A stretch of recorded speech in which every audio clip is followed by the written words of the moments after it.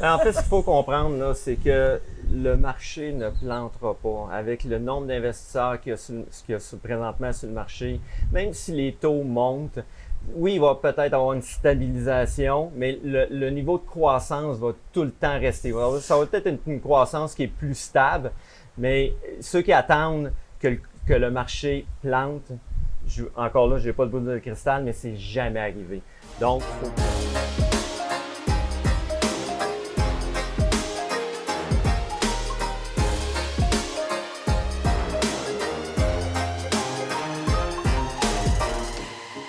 Bonjour à tous, Fanny et Cédric, courtier immobilier chez PMML. Bienvenue dans la première capsule PMML Express. Donc, présentement, on est où? En direct de Tulum au Mexique pour la Semaine des millionnaires du Club des investisseurs immobiliers. Excellent. Donc, premier sujet. Les TGA. Les TGA. C'est quoi les TGA? C'est le taux global d'actualisation. C'est en fait le rendement de l'investisseur.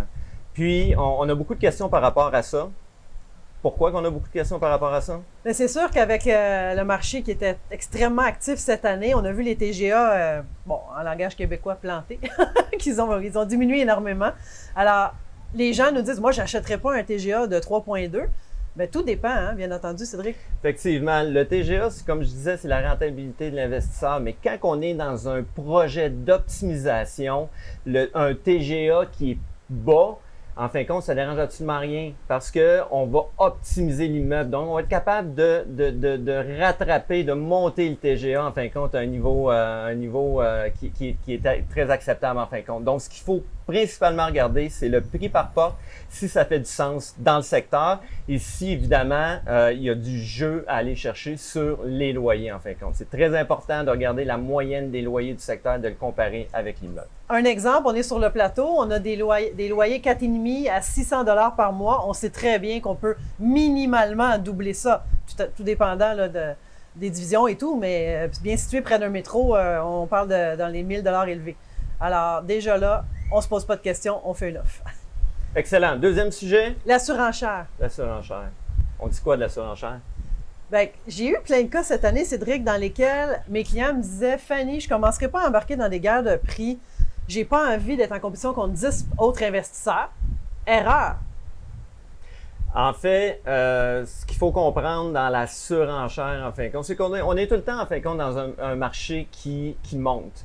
On a tout le temps l'impression de payer notre immeuble trop cher, mais en 2015, on a l'impression de payer trop cher, mais là, on est bien content de l'avoir acheté à ce prix-là, en fin de compte. Donc, veut pas, on s'en sortira pas de cette croissance-là, même si présentement, les taux montent, tout ça. Donc, on va voir, la croissance se stabiliser un petit peu. Sauf qu'on est quand même tout le temps dans des milieux qui sont très, très compétitifs. Donc, moi, je dis, faites votre offre. Bien entendu, si tu es 500 000 en bas du prix demandé parce que toi, ton cruncher t'a dit de faire ça, malheureusement, peut-être ton cruncher devrait arriver en 2022. Peut-être. Ou peut-être passe un autre immeuble. Mais honnêtement, fais-la, ton offre. On va en discuter ensemble. Et puis, dans plusieurs cas cette année, Cédric, on est arrivé 2e ou 3e dans les offres d'achat. Et finalement, les autres ayant tombé, on est arrivé en premier, on a closé. Voilà. Donc, si on n'essaie pas, on n'a rien. Et voilà. Puis, en fait, ce qui fait, c'est pas juste l'offre au point de vue monétaire, c'est la solidité de l'acheteur aussi. Donc, si vous êtes solide, si vous faites une offre qui est quand même raisonnable et pas dérisoire, comme on disait, donc, oui, faites-le votre offre. Puis, ça se peut que vous soyez peut-être en 2e rang, mais ça se peut que la première offre tombe et vous allez l'avoir. Donc, l'important, c'est de faire des offres. Encore là, il faut quand même que ça soit raisonnable, mais il faut faire des offres, Oui, on fait des offres et on se fait recommander. On en discute avec ses partenaires, avec son courtier. Il faut être bien accompagné. Sujet suivant, qu'est-ce qui va se passer en 2022? Comme dirait notre collègue Christian Pomerleau, on n'a pas de boule de cristal, mais c'est prévu et tous les économistes s'entendent pour dire que les taux vont monter. Alors, de ce point de vue-là, toi, tu es investisseur, exemple. Comment tu vois ça? Est-ce que tu te dépêches à acheter en début d'année avant qu'il continue à monter? Ou est-ce que tu dis, je vais attendre que le marché plante, là, comme on entend tout le temps? Est-ce que ça existe, un marché qui plante? En fait, ce qu'il faut comprendre, là, c'est que le marché ne plantera pas. Avec le nombre d'investisseurs qu'il y a présentement sur le marché, même si les taux montent, oui, il va peut-être avoir une stabilisation, mais le niveau de croissance va tout le temps rester. Ça va peut-être être une croissance qui est plus stable, mais ceux qui attendent que le marché plante, encore là, je n'ai pas de boule de cristal, mais c'est jamais arrivé. Donc, il ne faut pas se fier là-dessus. Donc, si vous avez un immeuble qui vous intéresse présentement, que le secteur vous intéresse, que l'immeuble vous intéresse en tant que tel, ben c'est là qu'il faut y aller en fin de compte. On fait des offres. Ouais, Comme on disait tantôt, voilà. Autre sujet, l'importance de votre réputation en tant qu'investisseur sur le marché. Est-ce que c'est important? Extrêmement important. On a vu dans plusieurs offres d'achat, dans des surenchères justement, des groupes des groupes de professionnels ou des groupes d'investisseurs réputés. On sait qu'ils vont closer, d'accord? On sait qu'ils vont rendre la transaction au notaire. Alors quand même, ils sont quelques milliers de dollars de moins. On sait que par contre, il y a des théories aussi qui disent qu'on rentre fort pour essayer de... Non. Idéalement, vous allez être connus sur le marché comme des gens qui entrent fort et que par la suite font baisser. Ce n'est pas recommandé. Alors, allons-y. Faisons-nous une bonne réputation sur le marché. Soyons sérieux dans nos offres. Et il y en a plein de cas qu'on pourrait vous donner des noms de gens très professionnels, qu'on respecte énormément à chaque fois. Et que pensez-vous que l'on fait quand ils appellent? Bien entendu, on va écouter avec attention leurs offres. Parce qu'ils ont des chances d'aller au notaire. Exactement. Faites-vous une réputation de closer, en fin de compte. Je sais qu'il peut arriver plein de problématiques dans une transaction, tout ça, mais faites-vous une réputation que vous allez aller jusqu'au bout, parce que le prix est important, mais les autres conditions aussi sont importantes. Et le vendeur, ce qu'il veut, c'est quelqu'un qui va aller au notaire. Si le prix est bon, même si ce n'est pas le meilleur prix, il va y avoir quelqu'un qui va jusqu'au bout. Puis, votre courtier, parfois, est là aussi pour vous... quand on présente les offres, quand on connaît que c'est des acheteurs sérieux, on va parler en votre faveur, bien entendu. Alors, Montréal, c'est petit. Québec, c'est petit. Toutes les villes du Québec, faites attention, c'est important d'avoir une bonne réputation. Effectivement. Alors, parlons maintenant où investir. Ça, c'est la question qui nous revient énormément. Honnêtement, chaque courtier va avoir ses préférences et tout. Mais il faut être honnête, les secteurs vedettes, Plateau Mont-Royal, Sud-Ouest, tout ça, ça va toujours être bon. Oui, on va payer un peu plus cher, mais bon, quand on va revendre également, ça a une excellente valeur. Je suis portée, les gens qui commencent et qui ne veulent pas aller dans ces secteurs-là, à les envoyer vers l'Est de Montréal. C'est quoi les avantages de l'Est? Bien, en fin de compte, tout ce qui est l'Est de Montréal, la Ville travaille beaucoup pour améliorer les services, les transports en commun, tout ça.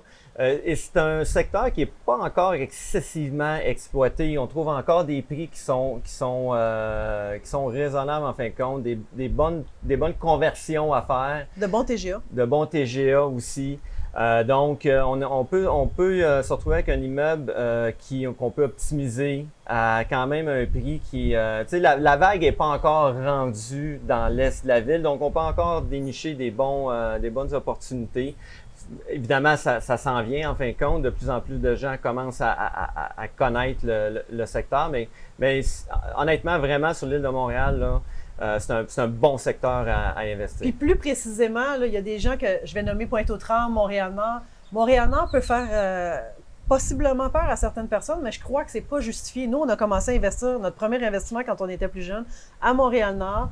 Bien entendu, il y avait un petit peu plus de gestion à ce moment-là, mais c'était pas un secteur facile, mais il y a de très bonnes rues. Hein. Ce ne sont pas toutes les rues qui sont plus de gestion, là, comme on entend. Il ne faut pas se fier aux anciennes réputations de secteur.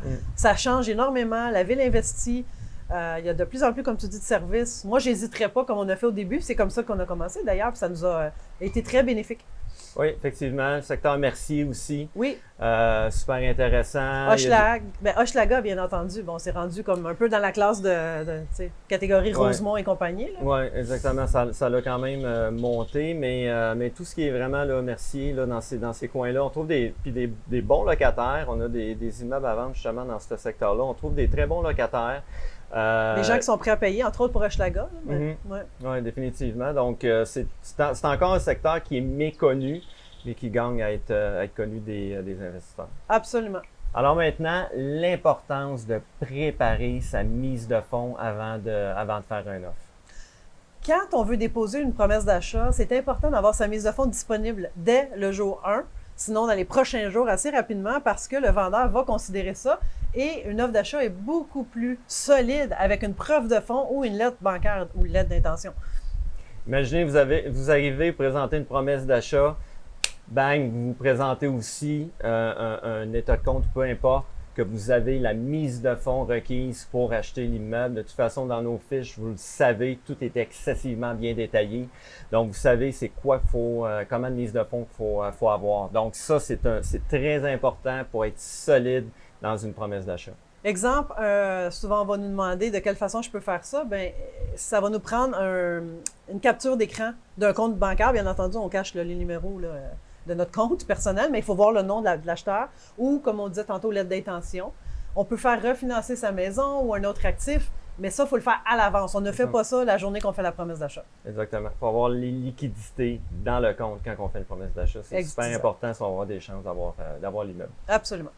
Alors maintenant, je m'adresse à vous, monsieur, madame, vendeur, vendeuse.